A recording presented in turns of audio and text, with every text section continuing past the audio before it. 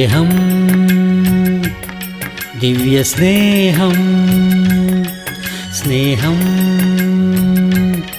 ദിവ്യസ്നേഹം. ലോത്തിന്റെ കാലത്ത് എന്താണ് സംഭവിച്ചത്? ജനങ്ങൾ തിന്നും കുടിച്ചും തിന്നും കുടിച്ചും. പഴയകാലത്ത് രാവിലെ പഴങ്കഞ്ഞിയൊക്കെയായിരുന്നു ആളുകൾ കഴിച്ചുകൊണ്ടിരുന്നത്, ശരിയല്ലേ? രാത്രിയിൽ ബാക്കി വരുന്ന ചോറായിരുന്നു രാവിലെ പഴങ്കഞ്ഞിയായിട്ട് കഴിച്ചുകൊണ്ട് ഇരുന്നത്. ഇനിയും ചില കുടുംബങ്ങളിൽ രാവിലെ വേണമെങ്കിൽ ഇഡലിയൊക്കെ ഉണ്ടാക്കുമായിരുന്നു. പിന്നെ എപ്പോഴാണ് കഴിക്കുന്നത്?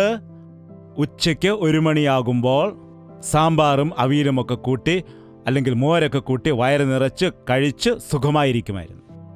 അടുത്തത് എപ്പോഴാണ് കഴിക്കുന്നത്? വൈകുന്നേരം 7 മണി 7:30 ഭക്ഷണം കഴിച്ചിട്ട് 10 മണിയാകുമ്പോഴേക്കും സുഖമായി കിടന്ന് ഉറങ്ങുകയും ചെയ്യുമായിരുന്നു. BP-യും ഷുഗറും ഗ്യാസ് ട്രബിളും പിന്നെന്തൊക്കെയാണ്, തൈറോയിഡിൻ്റെ പ്രശ്നങ്ങളും ഫൈബ്രോയിഡ്സിൻ്റെ പ്രശ്നങ്ങളും ഇതൊക്കെ ഉണ്ടായിരുന്നു. അവർക്ക് ഒന്നുമില്ലായിരുന്നു. 60 വയസ്സ് 70 വയസ്സ് ആയിരുന്ന സമയങ്ങളിലും അവർ നല്ലവണ്ണം അധ്വാനിച്ച് ജോലി ചെയ്യുമായിരുന്നു. 10 മക്കളെ അവർ വളർത്തുന്ന ആളുകൾ ആയിരുന്നു ആ കാലത്ത്. ഒരുത്തൻ കാലില്, ഒരുത്തൻ തോളില്, ഒരുത്തൻ കയ്യില് അങ്ങനെ കയറിയിരിക്കുന്ന സമയത്ത് ഒരു വാഴക്കുലയുടെ കൂട്ട് ആ മാതാവ് മക്കളെല്ലാവരെയും നോക്കുമായിരുന്നു. എന്നാൽ ഇപ്പോൾ നാം 1 നമുക്ക് 2. ഒരു പെൺകുട്ടി ജനിച്ചാൽ പിന്നെ അവർക്ക് വളരെ ടെൻഷനാണ്. 2 പേർ ജനിച്ചാൽ പിന്നെ അവരുടെ കാര്യം പറയേണ്ട കാര്യമില്ല. ഞങ്ങളുടെ അമ്മയ്ക്ക് ഞങ്ങൾ 8 പേരായിരുന്നു മക്കൾ. ഇന്നത്തെ പോലെ അന്ന് കുക്കർ ഇല്ലായിരുന്നു, അതുപോലെ ഗ്യാസ് സ്റ്റൗ ഒന്നും ഇല്ലായിരുന്നു, ഫ്രിഡ്ജില്ലായിരുന്നു. അറിയാമോ, ഇഡലി ഉണ്ടാക്കണമെങ്കിൽ, ദോശ ഉണ്ടാക്കണമെങ്കിൽ അരി അരയ്ക്കണം. നല്ലവണ്ണം അരിയൊക്കെ അരച്ചെടുത്ത് അതെടുത്ത് വെച്ചിട്ട് വെള്ളം ചൂടാക്കി, ഇപ്പോഴാണെങ്കിൽ സ്വിച്ച് ഇട്ടാൽ മതി, വെള്ളം ചൂടായി പോകും. അല്ലെങ്കിൽ ആ ഉപകരണം കൊണ്ടുവന്ന് വെള്ളത്തിൽ ഇറക്കി വെക്കും. ഇന്ന് ഹീറ്റർ ഉപയോഗിച്ച് വെള്ളം ചൂടാക്കുന്നു. അക്കാലത്ത് അതൊന്നുമില്ലായിരുന്നു. വെള്ളം അടുപ്പിൽ വെച്ച് ചൂടാക്കിയിട്ട് കുളിപ്പിക്കണമെങ്കിൽ അന്ന് ഷാമ്പൂ ഇല്ലായിരുന്നു. താളിയൊക്കെ ഇടിച്ചായിരുന്നു തലയിൽ തേച്ച് കൊണ്ടിരുന്നത്. കുഞ്ഞുങ്ങളെല്ലാം ഒരുമിച്ച് കുളിപ്പിച്ചെടുക്കുന്നത് വലിയൊരു പണിയായിരുന്നു, കരച്ചിലും ബഹളവുമെല്ലാം. കുഞ്ഞുങ്ങളെ കുളിപ്പിച്ച് കഴിയുമെന്ന് വെച്ചാൽ അത് വലിയൊരു ജോലിയാണ്. പിന്നെ ഒരു തലവേദന കുറഞ്ഞു പോവുകയാണ്. ഇന്നത്തെ പോലെ ഡാൻഡ്രഫും ഈഡ്രഫും ആഡ്രഫും ഒന്നുമില്ലായിരുന്നു. അതുപോലെ ആ സോപ്പ് ഈ സോപ്പ്, ഇന്നത്തെ പോലുള്ള ചുമന്നതും മഞ്ഞയും പച്ചയുമായ സോപ്പുകളൊന്നും തന്നെ അന്നില്ലായിരുന്നു. എന്നാൽ ഇന്ന് മനുഷ്യനെ നോക്കൂ, സമാധാനമില്ല. ഫാസ്റ്റ് ആയിരിക്കുന്നു. ഫാസ്റ്റ് ഫുഡാണ് ഇന്നെല്ലാവർക്കും. എത്ര ഫാസ്റ്റ് ആകുന്നു എങ്കിലും ഇന്ന് മനുഷ്യർക്ക് സമാധാനമില്ല. ചിലരാണെങ്കിൽ എപ്പോഴും കഴിച്ചുകൊണ്ടേയിരിക്കും. ഭക്ഷണം കഴിച്ച് 5 മിനിറ്റ് കഴിഞ്ഞ് പിന്നെയും ചോദിക്കും, എന്തെങ്കിലും കഴിക്കാനുണ്ടോ? ഇപ്പോഴല്ലേ ഒരു പ്ലേറ്റ് ചോറ് കഴിച്ചത്? അതെയോ, കുറച്ച് കപ്പലണ്ടി ഉണ്ടെങ്കിൽ ഇങ്ങെടുക്കുക, അല്ലെങ്കിൽ കുറച്ച് മിക്സർ ഇങ്ങെടുത്തോണ്ട് വാ. അവന് കഴിക്കുന്ന കാര്യമല്ല, വേറെ ഒരു പണിയുമില്ല. പണി ചെയ്യുന്ന ആളുകളാണെങ്കിൽ കഴിക്കുവാൻ മറന്നുപോകും. പണിയില്ലാത്തവൻ എന്തു ചെയ്യും? അവന് തീറ്റിയാണ് പണി. എപ്പോഴും അത് നിങ്ങൾ ഓർക്കുക. നാം ജീവിക്കാൻ വേണ്ടിയാണ് കഴിക്കേണ്ടതല്ലാതെ കഴിക്കാൻ വേണ്ടി ജീവിക്കരുത്. ജനങ്ങൾ തിന്നും കുടിച്ചും ഭക്ഷണം ടി-വിയിൽ നിറച്ചും ഭക്ഷണത്തെക്കുറിച്ചുള്ള അഡ്വർടൈസ്മെന്റാണ്.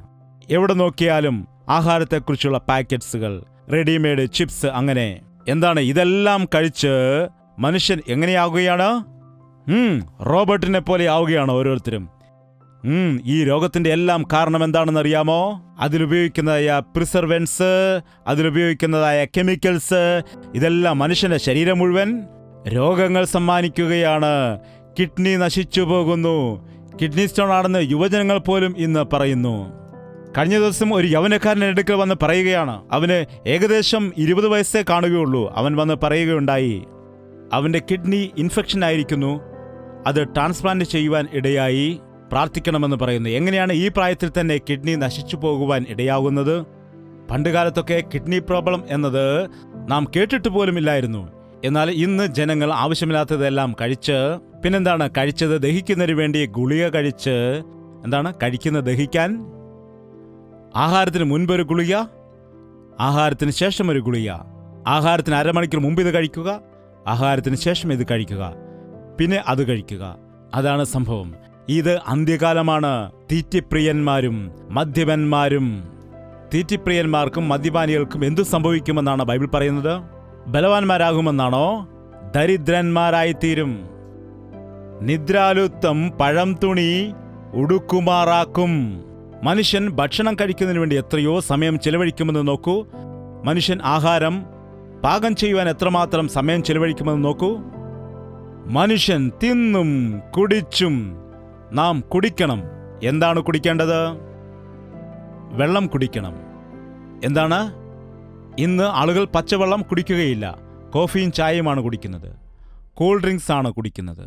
ഇതൊരു കാറ്റഗറി. ഇനിയും ചില ആളുകളുണ്ട്, അയ്യോ ഞാൻ ഇതൊന്നും കുടിക്കത്തില്ല, ഞാൻ ഇമ്പോർട്ടഡ് വൈനേ കുടിക്കുകയുള്ളൂ, ബിയറാണ് കുടിക്കുന്നത്, മദ്യമാണ് കുടിക്കുന്നത്, വിസ്കി കുടിക്കും, ബ്രാൻഡി, റമ്മ്, ഗിമ്മ്, ഹമ്മ്, ഏതൊക്കെയോ പേരുകളുണ്ട്. ശരിയല്ലേ? ഇവിടെ മനുഷ്യൻ അധ്വാനിക്കുന്ന സമ്പത്തോ എല്ലാം കൂടി മദ്യപിക്കുന്നതിന് വേണ്ടി ചെലവഴിക്കുന്നു. ഒരു നിമിഷം നിങ്ങൾ ആലോചിക്കുക, നിങ്ങളുടെ സമ്പാദ്യത്തിൽ പകുതി സമ്പാദ്യം ആഹാരത്തിന് വേണ്ടി ചെലവഴിക്കുന്നവരുണ്ട്, ഭക്ഷണത്തിന് വേണ്ടി ചെലവഴിക്കുന്നവരുണ്ട്, മദ്യപാനത്തിനായി ചെലവഴിക്കുന്നവരുണ്ട്. മനുഷ്യൻ എത്രയും വെള്ളം കുടിച്ചാൽ അത്രയും ശരീരത്തിന് നല്ലതാണ്. മനുഷ്യന്റെ തലച്ചോറ് പ്രവർത്തിക്കുവാൻ വേണ്ടി വെള്ളം ആവശ്യമാണ്, ഹൃദയത്തിന് വെള്ളം ആവശ്യമാണ്. ശരീരത്തിൽ കൂടുതൽ ഭാഗവും വെള്ളത്താൽ നിറഞ്ഞിരിക്കുന്നു. അതിന്റെ കണക്കെനിക്കറിയില്ല. എല്ലാ അവയവങ്ങൾക്കും വാട്ടർ ഫ്ലോ ഉണ്ടെങ്കിൽ അത് ശുദ്ധിയായിരിക്കും, അപ്പോൾ തന്നെ ഫിൽട്ടറായിട്ട് ആരോഗ്യമായിരിക്കുവാനിടയാകും. ഈ കാലത്ത് മനുഷ്യർ തിന്നരുതാത്തത് തിന്നുന്നു, കുടിക്കരുതാത്തത് കുടിക്കുന്നു, തിന്നും കുടിച്ചും വിവാഹം കഴിച്ചും വിവാഹത്തിന് കൊടുത്തും. ഒരു മനുഷ്യൻ എത്ര തവണയാണ് വിവാഹം കഴിക്കുന്നത്? എത്ര തവണയാണ് വിവാഹം കഴിക്കുന്നത്? മനുഷ്യന് വിവാഹം ഒരിക്കൽ മാത്രമാണ്. മരണം വരെ ആ ദമ്പതികൾ വേർപിരിയുവാൻ ഒരിക്കലും പാടില്ല. വിദേശ രാജ്യങ്ങളിൽ എവിടെയോ അങ്ങനെയുള്ള രീതികൾ ഉണ്ടായിരുന്നു. എന്നാൽ ഇന്ന് നമ്മുടെ ഭാരതത്തിൽ തന്നെ കല്യാണം കഴിച്ച് 3-ാം ദിവസം തന്നെ എനിക്ക് ഇയാളെ ഇഷ്ടമല്ല എന്ന് പറഞ്ഞ് എല്ലാം നോക്കിയിട്ടാണ്. ആദ്യം ബയോഡാറ്റ പരിശോധിക്കും, ഫോട്ടോ പരിശോധിക്കും. എന്താണ്? ചിലരാണെങ്കിൽ ജാതിയും മതവും ജാതകവും എല്ലാം നോക്കിയിട്ട് വിവാഹം കഴിച്ചതിന് ശേഷം കല്യാണം കഴിഞ്ഞൊരു 3 മാസം കഴിഞ്ഞ് അല്ലെങ്കിൽ ഒരു 6 മാസം കഴിഞ്ഞിട്ട് എനിക്ക് അയാളെ ഇഷ്ടമല്ല മമ്മി, ഞാൻ വരികയാണ്, എനിക്കിഷ്ടമല്ല. അപ്പോൾ മമ്മി എന്ത് പറയണം? അത് തെറ്റാണ്, അങ്ങനെ ചെയ്യരുത് മോളെ, വിവാഹം കഴിച്ചതിന് ശേഷം അങ്ങനെ വരുവാൻ പാടില്ല എന്ന് പറയേണ്ടതല്ലേ? എന്നാൽ മമ്മി എന്താണ് പറയുന്നത്? ഇഞ്ഞു പോരെ മോളെ, അവനല്ലെങ്കിൽ വേറൊരുത്തൻ, ഞാനിവിടെ ഉണ്ടല്ലോ നിനക്ക്, നമുക്ക് വിവാഹം വേർപെടുത്താം എന്ന് പറയുന്ന മാതാപിതാക്കളുള്ളത് എത്ര ദുഃഖകരമാണ്. ഈ കാലത്ത് വിവാഹം കഴിഞ്ഞ ഭാര്യ ഭർത്താക്കന്മാർ എത്ര പെട്ടെന്നാണ് വിവാഹമോചനം നേടുന്നത്. ഒരു ലോയറിന്റെ അടുക്കൽ ചെന്നിട്ട് നിങ്ങൾക്ക് വരുന്നതായ കേസുകൾ മോഷണത്തിന്റെയാണോ അതോ വഞ്ചനയുടേതോ പിടിച്ചുപറിയുടെയോ എന്താണെന്ന് ചോദിച്ചു നോക്കൂ. അവർ എന്ത് പറയുമെന്നറിയാമോ? ഞങ്ങൾക്ക് വരുന്ന കേസുകളിൽ ഏറ്റവും കൂടുതൽ എന്താണെന്ന് വെച്ചാൽ ഭാര്യ ഭർത്താക്കന്മാർ കലഹമുണ്ടാക്കി വിവാഹമോചനത്തിന് വേണ്ടി വരുന്നു. വിവാഹം കഴിച്ച് വിവാഹമോചനം ചെയ്തിട്ട് വീണ്ടും വിവാഹം കഴിക്കുന്നു. കർത്താവ് ഇപ്രകാരം പറയാനിടയായി, വിവാഹം കഴിഞ്ഞ് ഭാര്യയെ വേർപിരിഞ്ഞിട്ട് മറ്റൊരുത്തിയെ വിവാഹം ചെയ്യുന്ന വ്യക്തി വ്യഭിചാരം ചെയ്യുകയാണ്. ഉപേക്ഷിക്കപ്പെട്ടവളെ വിവാഹം ചെയ്യുന്നവൻ വ്യഭിചാരം ചെയ്യുകയാണ്. വ്യഭിചാരം ചെയ്യുന്നവനെയും വേശ്യകളെയും ദൈവം ന്യായം വിധിക്കുവാൻ ഇടയാകും. അശുദ്ധി സംഭവിക്കാതിരിക്കാൻ എല്ലാ മനുഷ്യർക്കും സ്വന്തം ഭാര്യ ഉണ്ടായിരിക്കണം. ഓരോ സ്ത്രീക്കും സ്വന്തം ഭർത്താവ് ഉണ്ടായിരിക്കണം. നിന്റെ ഭർത്താവിൽ നീ സന്തോഷിക്കണം, നിന്റെ ഭാര്യയിൽ നീ സന്തോഷിക്കണം. നിങ്ങൾ രണ്ടുപേരും ഒരുമിച്ച് സന്താനോൽപാദനം ചെയ്ത് അനുഗ്രഹിക്കപ്പെട്ടവരായി ഭൂമിയിൽ പെരുകണം. അതായിരുന്നു ദൈവത്തിന്റെ പദ്ധതി. ഇന്ന് വിവാഹത്തെ വിചിത്രമാക്കി മാറ്റിയിരിക്കുന്നു. വിവാഹം ചെയ്തിട്ട് വേർപിരിയുകയാണ്. എത്രയോ പുരുഷന്മാർ ഭാര്യയെയും മക്കളെയുമെല്ലാം ഉപേക്ഷിക്കുന്നുണ്ട്. കഴിഞ്ഞ ദിവസം ഒരു സഹോദരി കരഞ്ഞുകൊണ്ട് വന്ന് പറഞ്ഞു, നോക്കൂ, എനിക്ക് പെൺകുട്ടി ജനിച്ചെന്ന് പറഞ്ഞ് എന്നെ എൻ്റെ സ്വന്തം വീട്ടിലേക്ക് ഭർത്താവ് പറഞ്ഞുവിടാനിടയായി. ഇപ്പോൾ ഒരു 6 മാസം കഴിഞ്ഞിരിക്കുന്നു, എനിക്ക് പെൺകുട്ടി ജനിച്ചെന്ന് പറഞ്ഞിട്ട് ഇതുവരെ എൻ്റെ ഭർത്താവ് എൻ്റെ കുഞ്ഞിനെ കാണുവാൻ വന്നിട്ടില്ല. എൻ്റെ അമ്മായിയമ്മ സമ്മതിക്കുന്നില്ലെന്നാണ് പറയുന്നത്. അമ്മായിയമ്മ സ്ത്രീയല്ലേ? എത്ര വിചിത്രമായ കാര്യമാണ്. അമ്മായിയമ്മ സ്ത്രീയല്ലേ? ഒരു പെൺകുഞ്ഞ് ജനിക്കുകയാണെങ്കിൽ അത് ഭാര്യയുടെ കുഴപ്പം കൊണ്ടാണോ? ഭാര്യയുടെ തെറ്റാണോ? രണ്ടുപേരുടെയും കുഞ്ഞല്ലേ? രണ്ടുപേർക്കും ജനിച്ച കുഞ്ഞല്ലേ? അതോ ഭാര്യയ്ക്ക് മാത്രം ജനിച്ച കുഞ്ഞാണോ? എന്താണ് ജനം ഇത് മനസ്സിലാക്കാത്തത്? പെൺകുട്ടി ജനിച്ചെന്നും പറഞ്ഞ ഭാര്യയെ സങ്കടപ്പെടുത്തുകയാണ്. അവൾ 10 മാസം ചുമന്ന് വേദനയോടെ പ്രസവിച്ചു. ആ കുഞ്ഞിനെ കണ്ടിട്ട് ഭർത്താവ് സന്തോഷിക്കണം, അവരുടെ മാതാപിതാക്കൾ സന്തോഷിക്കണം എന്ന് ദൈവം ആഗ്രഹിക്കുമ്പോൾ ഇന്നുള്ളതായിരിക്കുന്നതായ മനുഷ്യർ നിസ്സാര കാര്യങ്ങൾക്ക് വേണ്ടി വിവാഹമോചനത്തിന്റെ വക്കിലെത്തുകയാണ്. കുഞ്ഞുങ്ങൾ ഉണ്ടാകാത്തത് കൊണ്ട് വിവാഹമോചനം ചെയ്യുന്നവരുണ്ട്. കുഞ്ഞുങ്ങൾ ഇല്ല എങ്കിൽ അത് ഭാര്യയുടെ തെറ്റുകൊണ്ടല്ല, നിന്റെ തെറ്റും ഉണ്ട്. നിങ്ങൾ രണ്ടുപേരും ഒരുമയോടെ പ്രാർത്ഥിക്കുകയാണെങ്കിൽ സന്താനത്തെ ദൈവം നൽകും. റിബേക്കയ്ക്ക് മക്കളില്ലായിരുന്നു, അവൾ മച്ചിയായിരുന്നു. ഇസ്ഹാക്ക് അവളെ വിട്ടുപിരിഞ്ഞിട്ട് വേറെ വിവാഹം കഴിച്ചോ? ഇസ്ഹാക്ക് എന്താണ് ചെയ്തത്? തന്റെ ഭാര്യയ്ക്ക് വേണ്ടി അവർ ഒരുമിച്ച് പ്രാർത്ഥിച്ചപ്പോൾ ദൈവം ഇരട്ടക്കുട്ടികളെ കൊടുത്തു. യേശുവിൽ വിശ്വസിക്കുന്നു എന്ന് പറയുന്നതായ നാം, എനിക്ക് വേണ്ടി കർത്താവ് ഈ ലോകത്തിലേക്ക് ഇറങ്ങി വന്നു എന്ന് വിശ്വസിക്കുന്നതായ നാം, ഞാൻ പോയിട്ട് നിങ്ങൾക്ക് സ്ഥലമൊരുക്കും, അതിനുശേഷം ഞാൻ ആയിരിക്കുന്നിടത്തേക്ക് നിങ്ങളെയും കൊണ്ടുപോകാനായി വീണ്ടും വരുമെന്ന് പറയുന്നതായ ദൈവത്തിന്റെ വാക്കുകൾ വിശ്വസിക്കുന്ന നാം ഓരോരുത്തരും കർത്താവ് വീണ്ടും വരുമെന്ന് ആശിക്കുന്നതായ നാം എല്ലാവരും ഭയത്തോടെ വിശ്വാസത്തോടെ രക്ഷയെ മുൻപോട്ട് കൊണ്ടുപോകണം. അതുപോലെ നമ്മുടെ മനസ്സാക്ഷിയെ കാത്തു സൂക്ഷിക്കണം. നിങ്ങൾ ക്രിസ്തുവിനോടുകൂടെ ഉയർത്തെഴുന്നേറ്റപ്പെട്ടവരാണെങ്കിൽ നിങ്ങൾ ഭൂമിയിൽ ഉള്ളതല്ലാതെ ഉയരത്തിൽ ഉള്ളതു തന്നെ ചിന്തിപ്പീൻ എന്ന് വചനം പറയുന്നു. ഭൂമിയിലെ സമ്പത്തും സമ്പാദ്യമൊന്നും ഉണ്ടാക്കരുതെന്ന് പറയുന്നില്ല. ഭൂമിയിലുള്ളതായ വസ്തുവും വാഹനവും ഉപയോഗിക്കരുതെന്ന് പറയുന്നില്ല. അതുപോലെ നിങ്ങൾ ജോലി ചെയ്യാൻ പാടില്ല, സമ്പത്തുണ്ടാക്കാൻ പാടില്ല എന്നൊന്നും കർത്താവ് പറയുന്നില്ല. എന്നാൽ നിങ്ങളുടെ മനസ്സ് ഭൗതിക കാര്യങ്ങളിൽ മാത്രം വയ്ക്കുവാൻ പാടില്ല. നമ്മുടെ പൗരത്വം, നമ്മുടെ ആധാർ കാർഡ് എവിടെയാണുള്ളത്? ദൈവത്തിന്റെ കയ്യിലാണുള്ളത്. ഈ ലോകത്തിൽ നാം യാത്രികർ ആകുന്നു, യാത്രക്കാരാകുന്നു.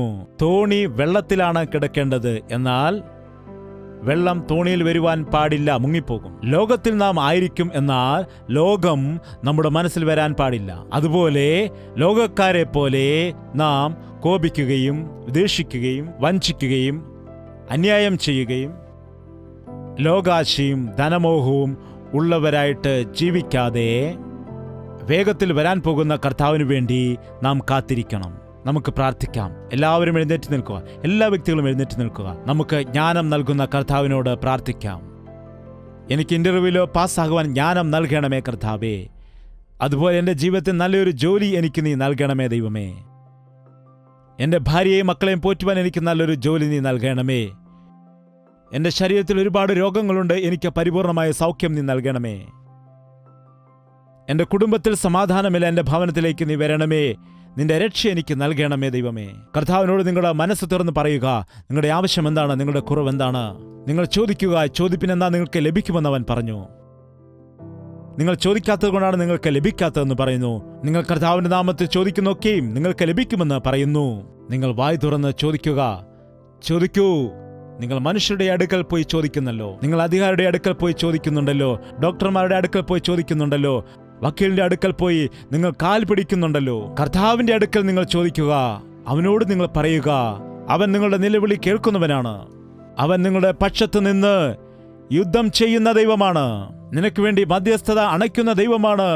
നിനക്ക് വേണ്ടി പോരാട്ടം ചെയ്യുന്ന ദൈവമാണ്. നിന്റെ ഭർത്താവ് നിന്നോട് അനീതി കാണിച്ചാൽ നിന്റെ പക്ഷത്ത് നിന്ന് വാദിക്കുന്ന ഒരു ദൈവമുണ്ട്. അവനിൽ വിശ്വസിക്കൂ. കർത്താവേ, എന്നെ സഹായിക്കണമേ, എന്റെ ഭാര്യ എന്നോട് അനീതി കാണിച്ചു എന്ന് പറഞ്ഞ് വേദനിക്കണ്ട. ഈ ദൈവം നിന്റെ ഹൃദയത്തിൽ സമാധാനം നൽകി കുടുംബത്തെ അനുഗ്രഹിക്കും. വായ് തുറന്ന് പ്രാർത്ഥിക്കുക. രണ്ട് കരങ്ങളും ഉയർത്തിക്കൊണ്ട് നമുക്ക് പ്രാർത്ഥിക്കാം. പരിശുദ്ധനായ സ്നേഹമുള്ള പിതാവേ, ഒരിക്കൽ കൂടി നിന്റെ മക്കളെ നീ നോക്കണമേ. ഇവിടെ വന്ന ആരും തന്നെ വൃഥാവായി പോകുവാൻ ഇടയാകരുതേ. മക്കളില്ലാതെ ഭാരപ്പെടുന്നവർക്ക് നീ മക്കളെ കൊടുക്കുമാറാകണമേ. വിവാഹ കാര്യങ്ങൾ നടക്കാത്ത ദുഃഖത്തിൽ ആയിരിക്കുന്നവർക്ക് നല്ല വിവാഹ ബന്ധങ്ങൾ നീ ഏർപ്പെടുത്തി കൊടുക്കുമാറാകണമേ. ശരീരത്തിൽ പലവിധമായ രോഗമുള്ള ആളുകൾക്ക് നിന്റെ അടിപ്പിണരുകൾ കാരണമായി അവരുടെ ശരീരത്തിലെ രോഗങ്ങൾ പൂർണ്ണമായും സൗഖ്യപ്പെടുമാറാകട്ടെ. യേശുവിന്റെ നാമത്തിൽ സൗഖ്യപ്പെടുത്തുകയാണ്. കർത്താവേ, എല്ലാ കഷ്ടതയിൽ നിന്നും അവരെ വിടുവിക്കണമേ. സാമ്പത്തിക ഞെരുക്കത്തിൽ നിന്ന് അവരെ വിടുവിക്കണമേ. പിശാചിന്റെ തന്ത്രങ്ങളിൽ നിന്ന് അവരെ വിടുവിക്കണമേ. നിന്റെ ഹൃദയത്തിലേക്ക് ഞങ്ങളെ ചേർക്കണമേ. അങ്ങയുടെ ചിറകടിയിൽ ഞങ്ങളെ പരിപാലിക്കണമേ. ഞങ്ങളുടെ ജീവിതത്തിൽ നഷ്ടപ്പെട്ടതെല്ലാം തിരിച്ചു നൽകണമെന്ന്, നിന്റെ രാജ്യത്തിന്റെ അവകാശികളെ ഞങ്ങളെല്ലാവരെയും നീ മാറ്റിയെടുക്കണമെന്ന്, നിന്റെ വരവ് സമീപിച്ചിരിക്കാൻ അതിനുവേണ്ടി കാത്തിരിക്കുവാൻ ഞങ്ങളെല്ലാവരെയും നീ സഹായിക്കുമാറാകണമെന്ന് യേശുക്രിസ്തുവിന്റെ നാമത്തിൽ അപേക്ഷിക്കുന്നു പിതാവേ. നമ്മുടെ പിതാവായ ദൈവത്തിന്റെ സ്നേഹവും പുത്രനായ യേശുക്രിസ്തുവിന്റെ കൃപയും ആശ്വസിപ്പിച്ച് വഴി നടത്തുന്ന പരിശുദ്ധാത്മാവിന്റെ കൂട്ടായ്മയും സഹവാസവും നാം ഓരോരുത്തരോടും പ്രാർത്ഥിച്ച സകല വിഷയങ്ങളോടും ഇന്നു മുതൽ എന്നേക്കും ഉണ്ടായിരിക്കുമാറാകട്ടെ. ആമേൻ, ആമേൻ, ആമേൻ.